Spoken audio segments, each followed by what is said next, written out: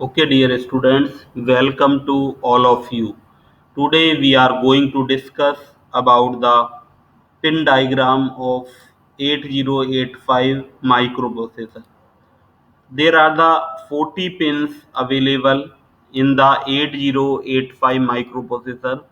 Total 40 pins होती हैं। जैसे हमारे पास 741 आईसी में 8 पिन होती हैं, तो 8085 में हमारे पास total there are the 40 pins are available. Now, what is the purpose of these pins that we will discuss?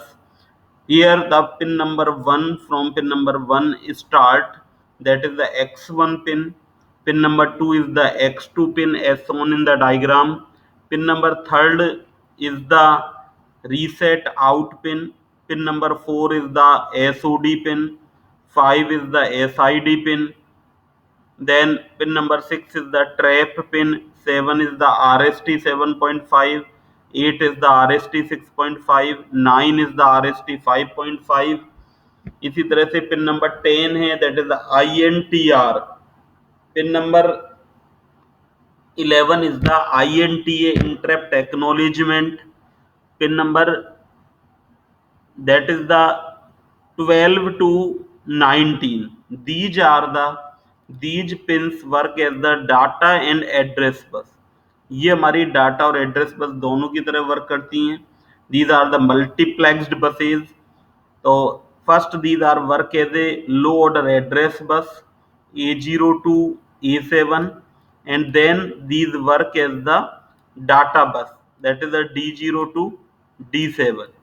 So these are the basic structure of the 8085. Now 20 is the supply voltage, 5 volt supply voltage is given.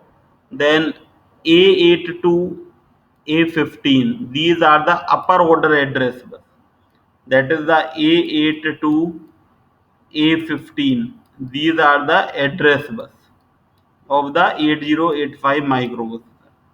Now S0 ALE, address latch enable, write, read, S1 input output memory, ready, reset in, clock out, HLDA, HOLD, and VCC is the 40 number pin. तो these are the, इस तरह से हमारे पास 40 pin 8085 micro processor में होती हैं. यहाँ पर कुछ पिन पर आपको बार दिखाई दे रहा है, जैसे कि WR bar, read bar, that is the input output memory bar. हमने इसको ऐसे लिखा है, इनपुट आउटपुट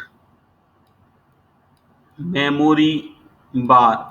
तो बार का मतलब ये कि ये these are the low active pins, मतलब जब इन पर जीरो आएगा, अगर जीरो का बार हम लेते हैं तो दैट इज द 1, तो जब इन पर 1 आएगा तभी एक्टिव होंगी. और जो जिन पर बार नहीं, वो हमारी हाई एक्टिव पिन होती हैं. तो these are the total pins we have in the 8085 microprocessor. Now we will discuss the one by one about all the pins. हम सारी pins के बारे में one by one discuss करते हैं. तो first we will take the here, that is the pins of 8085 address bus. These are the our address bus 21 से 28 and 12 से 19. These are the address bus. तो 21 से 28 यहाँ पर हमको दिखाई दे रहा है. These are the 21 to 28. These are the address bus. So we can say A8 to A15, it carries the most significant 8 bit of memory input output address. ये हमारे जो हैं वो एड्रेस को डिनोट करते हैं. डाटा बस जो हमारी होती हैं वो हायर ऑर्डर एड्रेस बस को हम 21 से 28 पिन से डिनोट कर रहे हैं, एंड 12 से 19 नंबर की जो हमारी पिन है वो हमारी डाटा बस और एड्रेस बस दोनों तरह से वर्क कर रही है. तो टोटल हमारे पास 16 तो एड्रेस बस होती हैं और 8 डाटा बस होती है 8085 माइक्रो प्रोसेसर में. Now we come to the control and status signal. तो ये हमारे पास जो 3 कंट्रोल सिग्नल है, रीड, राइट और ALE. These are the active low signal, read, write. जैसा कि यहाँ पर हमको दिखाया गया, एक्टिव लो का मतलब इन पर बार है, रीड पर भी और राइट पर भी. तो these pins are shown like the read pin जो हमारी होगी उसको हम इस तरह से दिखाएंगे रीड पिन को, that is the read pin. ये हमारी जो राइट पिन होगी उसको हम इस तरह से दिखाएंगे राइट पिन को, that is this pin. And another pin is the ALE pin. तो read this signal indicates that the selected input output memory device is to be read and is ready for accepting data available on the data bus। तो जो data बस से data आ रहा है उसको read करने के लिए हमारी तैयार है माइक्रो प्रोसेसर जो, तो that is indicated by read signal. Write signal का मीन्स है this signal indicate that data on the database is to be written into selected memory और इनपुट आउटपुट लोकेशन में डाटा को हम लिख रहे हैं उससे उनको ऑपरेट कर रहे हैं। ALE इज द पिन, इसको हम एड्रेस लैच इनेबल भी बोलते हैं। It is a positive going pulse generated when a new operation is started by the microprocessor. When the pulse goes high it indicates address और when the pulse goes down it indicate data। तो ये हमारी या तो data को बताती है या एड्रेस को इंडिकेट करती है ALE। This pin either indicate the address or it indicate the data। These three status signals are the input output memory S0 S1। ये हमारे पास तीन स्टेटस सिग्नल होते हैं। तो इन स्टेटस सिग्नल में फर्स्ट हमारा इनपुट आउटपुट और memory, तो इसमें भी हम इनपुट आउटपुट और मेमोरी सिग्नल को बार भी आना चाहिए। इस सिग्नल को हम जो इंडिकेट करते हैं that should be like input output और मेमोरी बार। तो इसका क्या मतलब हुआ, जब हमारा, अगर हम ये कंसीडर कर लें ये हमारा माइक्रो प्रोसेसर है, that is the micro processor और that can be connected with the memory और input output device. Micro processor हमारा या तो मेमोरी से कनेक्टेड होगा या फिर हमारा इनपुट आउटपुट डिवाइस से कनेक्टेड होगा। तो जब ये हमारा मेमोरी से कनेक्टेड है और इनपुट आउटपुट डिवाइस से कनेक्टेड है तो हम क्या करते हैं इसको, what we will do, this signal is used to differentiate between input output and memory। तो when it is 1, इस पर पिन पर 1 आता है तो ये हमारा मेमोरी से कनेक्टेड होता है और जब हमारा 0 होता है तो that is connected with the input output. It means जैसा कि यहाँ पर ये दिखाया गया है कि इनपुट आउटपुट मेमोरी वाला लो जब 1 होगा तो इनपुट आउटपुट से, 0 होगा तो मेमोरी से कनेक्टेड होगा ये। तो that is the this pin के बारे में हमने देख लिया। नाउ S1 एंड S0 ये हमारी दो पिन और हैं, S1 and S0 these are the two other pins which we are using here। so these signals are used to identify the type of the current operation। हम किस तरह का operation perform कर रहे हैं, रीड राइट, और उनके लिए हम S1 S0 पिन को यूज करते हैं। Now come to the power supply. 20 और 40 नंबर पे हमारे दो पावर सप्लाई की पिन है। तो VCC एंड VSS से जिनको नोट किया है, VCC indicate +5 volt power supply और VSS इंडिकेट ग्राउंड सिग्नल। ये हमने उनका नंबर भी इंडिकेट कर दिया है किस किस नंबर पर इसमें ये पिन है। जिस पिन के बारे में जैसे हम डिस्कस कर रहे हैं तो वो हमारे किस नंबर पर पिन कनेक्टेड है उस नंबर को यहाँ पर इंडिकेट कर दिया गया है। Now come to the clock signal.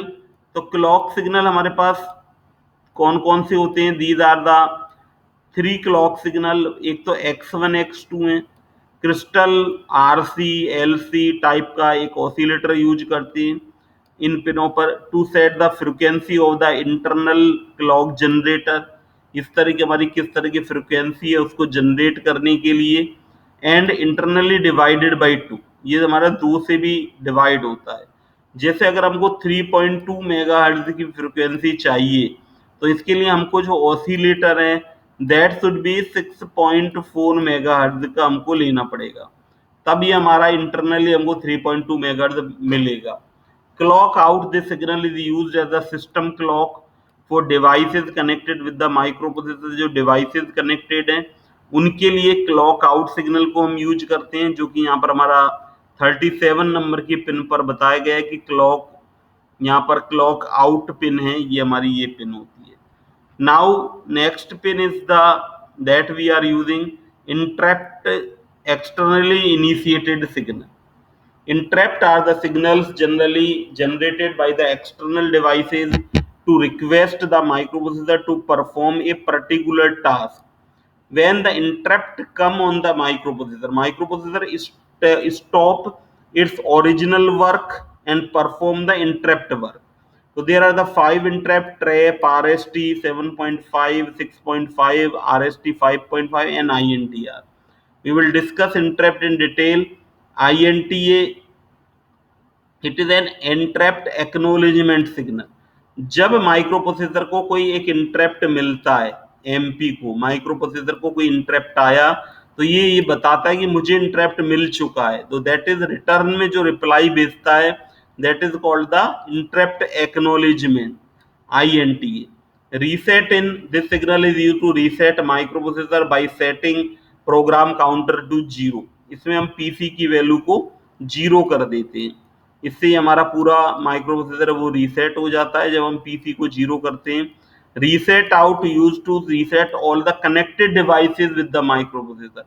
जो माइक्रो प्रोसेसर से डिवाइसेस एक्सटर्नली कनेक्टेड हैं, उन सबको इनिशियल में 0 करने के लिए we use the such type of signal. Ready pin, this signal indicate the device is ready to send और receive the data. If ready is low, then the CPU has to wait for ready to go to high. अगर हमारा micro processor है, उसको किसी external device से हम connect कर रहे हैं यहाँ पर मेमोरी से, और अगर हमारा रेडी सिग्नल लो आ रहा है, तो इसका मतलब ये अभी हमारा तैयार नहीं है इसको डाटा को लेने के लिए। तो that is the ready indicate the about the, ये हमारा क्या बताता है basically, ready signal tells about the wait state को इंडिकेट करता है। होल्ड सिग्नल 39 पिन और HLDA hold acknowledge. This signal indicate that another master is requesting the use of address and data bus, तो उस काम को होल्ड कर देना। और hold acknowledgement, it indicate that CPU has received the hold request, it will relinquish the bus in the next clock cycle. HLDA is set to low after the HOLD signal is removed. Serial input output, दो हमारे पास signals होते हैं।